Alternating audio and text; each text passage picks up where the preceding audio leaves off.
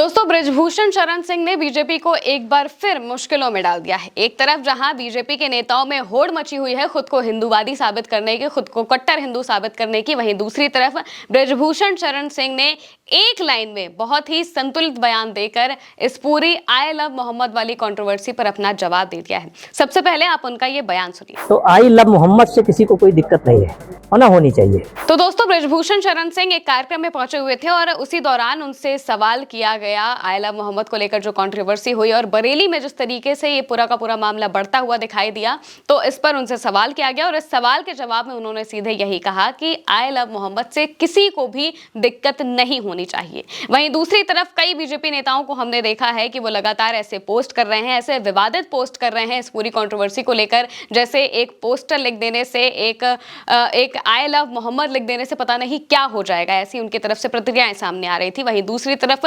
बृजभूषण शरण सिंह ने बड़े ही संतुलित बयान देते हुए इस बात को कहा है कि भला इस बात से किसी को क्या दिक्कत हो सकती है। कोई भी अगर अपने धर्म के अनुयायी को प्रेम करता है या उनसे अपने प्रेम का इजहार करता है सार्वजनिक तौर पर, इसकी अगर वो कोई बात कह रहा है तो उसमें गलत क्या है और इस बात से किसी को दिक्कत क्यों ही होनी चाहिए। अगर आप भी सनातन धर्म को मानते हैं और आप कृष्ण को मानते हैं, राधा को मानते हैं, महादेव को मानते हैं, तो आप उनको लेकर बयानबाजियां ऐसी करेंगे या फिर उनको लेकर अगर आप आई लव महादेव या बाकी कोई कुछ करते हैं तो किसी को भी दिक्कत क्यों होनी चाहिए। और ये बयान उनका इस वक्त सबसे ज्यादा वायरल हो रहा है और इस बात की सबसे ज्यादा चर्चा भी हो रही है कि कैसे बृजभूषण शरण सिंह बीजेपी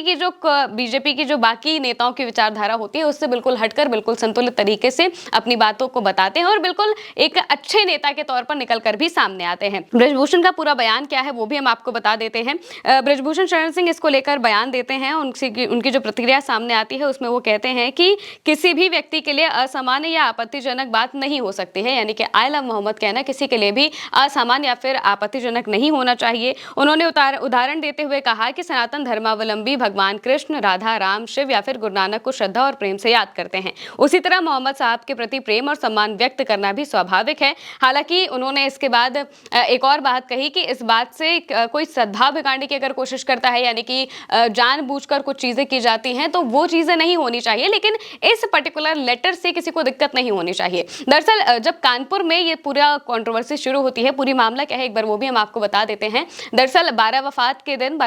एक दिन पहले, यानी कि जब प्रॉफिट मोहम्मद का जन्मदिन होता है उसके एक दिन पहले कानपुर में मुस्लिम समाज के लोग इसकी तैयारियां कर रहे थे और तैयारियां करते हुए उन्होंने आई लव मोहम्मद का एक बैनर लगाया हुआ था, पोस्टर लगाया हुआ था। उस बैनर को देख के हिंदूवादी नेता गुस्सा जाते हैं, उन्हें पता नहीं क्या हो जाता है कि वो सीधे पुलिस के पास पहुंच जाते हैं। पहले तो वहां पर जाके हंगामा करते हैं और बैनर पोस्टर हटाने के लिए बोलते हैं, लेकिन जो मुस्लिम समाज के लोग होते हैं वो कहते हैं कि भाई हम पोस्टर क्यों हटाए, इस पोस्टर में ऐसा क्या है। लेकिन हिंदूवादी नेता काफी गुस्सा जाते हैं तो वो पोस्टर हटाने के लिए बोलते हैं। इसके बाद पुलिस आ जाती है और पुलिस पोस्टर तो हटवा ही देती है, पोस्टर तो वो हटवाती है और इसके साथ में ही मुस्लिम समाज के लोगों पर ही करीब 15 से 20 लोगों पर एफआईआर दर्ज कर देती है। और जैसे ही एफआईआर दर्ज होती है तो ये बात पूरे देश में फैल जाती है और पूरे देश में जो मुस्लिम समाज के लोग हैं, कई जगहों से हमने ये तस्वीरें देखी हैं जहां पर लोग बैनर पोस्टर लिए जिनमें आई लव मोहम्मद लिखा हुआ था, वो लिए हुए सड़कों पर मार्च कर रहे थे या फिर इस चीज का पूरा खुले तौर पर विरोध कर रहे थे कि आखिर एक पोस्टर से इतनी दिक्कत कैसे हो सकती है कि आप लोगों पर एफआईआर कर दें, उन्हें अपना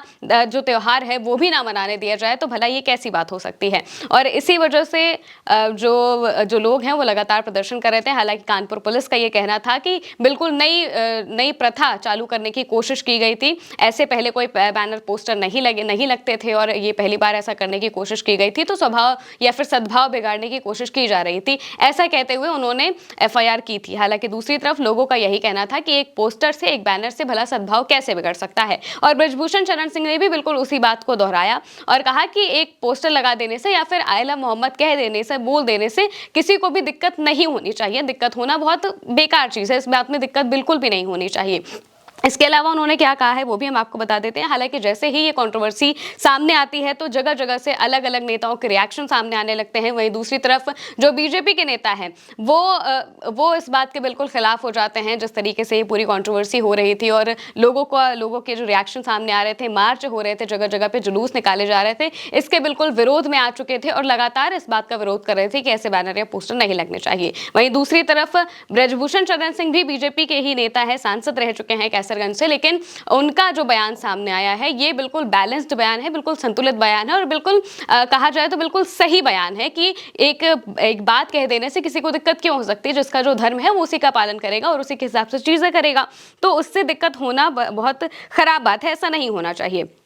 उन्होंने कहा कि आयला मोहम्मद से किसी को कोई दिक्कत नहीं है, क्योंकि हम सनातन को मानने वाले लोग हैं, कृष्ण को भी प्यार करते हैं, राधा को भी प्यार करते हैं, गुरु ग्रंथ को भी प्यार करते हैं, राम को भी प्यार करते हैं। लेकिन आयला मोहम्मद के बहाने अगर देश में सद्भाव बिगाड़ने का काम होता है, किसी दूसरे समुदाय को नीचा दिखाने का काम होता है, तो वहीं पर तकलीफ होती है। यानी कि उनका कहने का मतलब है कि अगर इस बात से कोई नीचा दिखाए या जबरदस्ती कुछ करने की कोशिश करे तो तकलीफ होनी चाहिए, अन्यथा तकलीफ करने की कोई दिक्कत नहीं है। लेकिन जैसा कि हमने आपको उस पूरे वाक्य के बारे में बताया जहां से ये पूरी की पूरी कंट्रोवर्सी शुरू होती है, तो इसमें कहीं से भी कोई ऐसी चीज नहीं थी कि किसी दूसरे धर्म को नीचा दिखाने की कोशिश की गई हो या फिर कोई सद्भाव बिगाड़ने वाली कुछ हरकत करने की कोशिश की गई हो। ये सिंपल एक जेस्चर था उनका अपने समुदाय के प्रति और उस तरीके से वो सारी चीजें कर रहे थे, लेकिन जानबूझकर उनके ऊपर एफआईआर कर दी जाती है और पूरी की पूरी कंट्रोवर्सी को ऐसा दिखाने की कोशिश की जाती है कि गलती उन्हीं की है। और इसी के विरोध में जो मुस्लिम समाज के लोग हैं वो लगातार सामने आ रहे थे और अब ब्रजभूषण का ये बयान सामने आया है जिसमें उन्होंने कहा है कि इस बात से किसी को भी